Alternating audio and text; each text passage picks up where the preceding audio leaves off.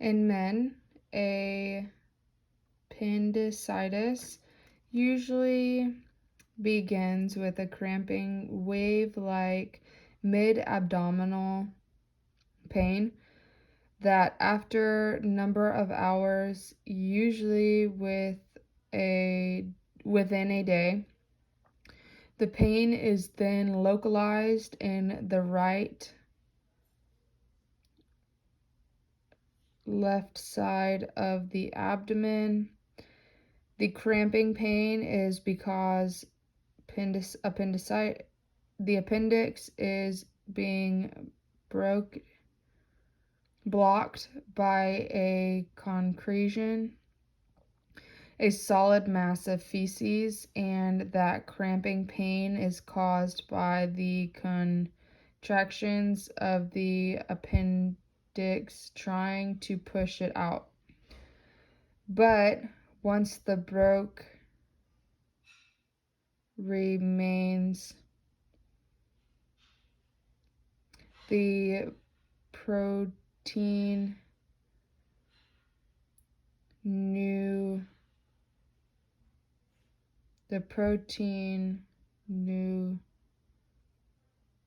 cudge germ food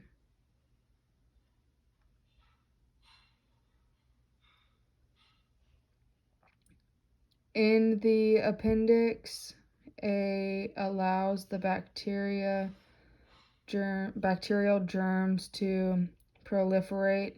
This causes the appendix to become inflamed from acute infection, and that affected appendix touching the inside of the abdominal cavity. Its peritoneal lines thousands of tiny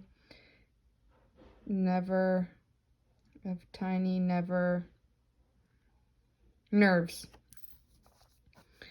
causing the localized pain in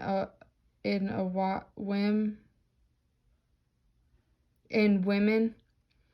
It is the exact same situation with appendicitis. However, making the correct diagnosis is complicated by the possibility of infection being caused instead by pelvic inflammatory disease, usually caused by the bacterial germ gonorrhea infecting the fallopian tubes.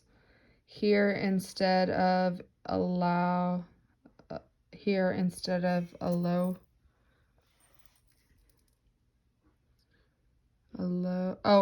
grade fever of approximately 100 degrees. It's usually between 102 to 103. During a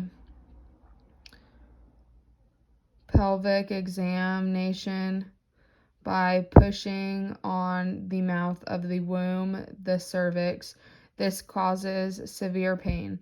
That helps distinguish between a appendicitis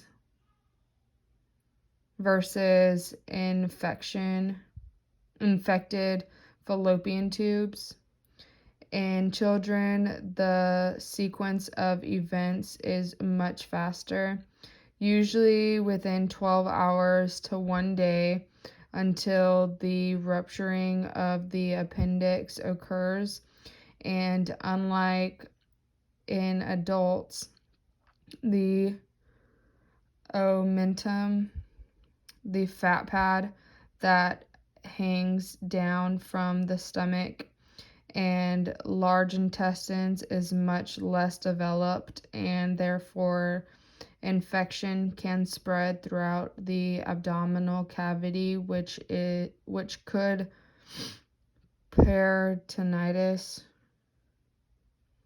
In adults, it's more likely that this fat pad will wall off and then localize the infection, causing an abscess rather than a wide spread, wide stretch, and